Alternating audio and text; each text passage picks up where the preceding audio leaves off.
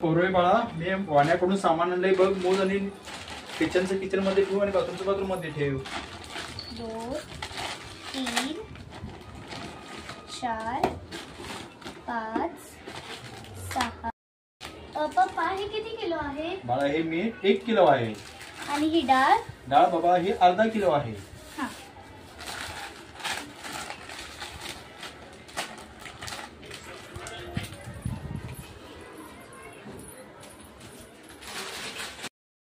या उपक्रमामुळे आपली पौरवी सामान वर्गीकरण कसं करायचं ते शिकली. नमस्कार, माझे नाव प्रांजल नायक. मी आज भात बनवणार आहे. सर्वात पहिले मी 1 पेला तांदूळ स्वच्छ धुवून घेतलेले आहे. त्यात मी 2 पेले पाणी टाकून घेतलेले आहे. त्यानंतर मी स्टँडवर हा डबा ठेवत आहे.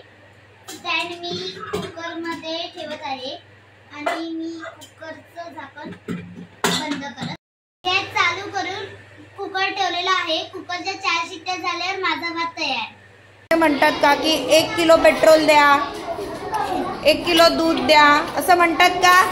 काय म्हणतात बोला? 1 लिटर पेट्रोल. बरं, विहान जातो बरं का पप्पांबरोबर फिरायला, म्हणून विहानला माहितीये पेट्रोल पंपवर काय म्हटलं जातं. चला आता आपण मोजून बघूया. आपण काय करूया? मोजून बघूया. बघा, हे 50 ml.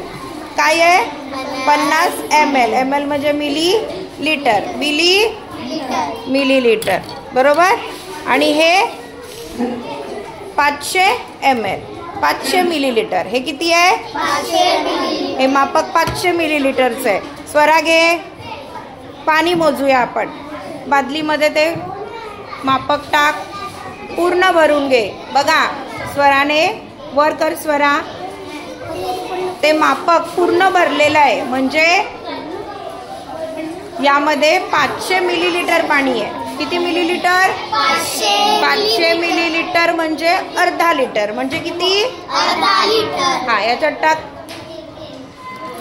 व्हेरी गुड, छान. बघा, दुकानदाराकडे गेलो तर आपण काय म्हणतो? अर्धा लिटरची पाण्याची बॉटल द्या. काय म्हणतो आपण?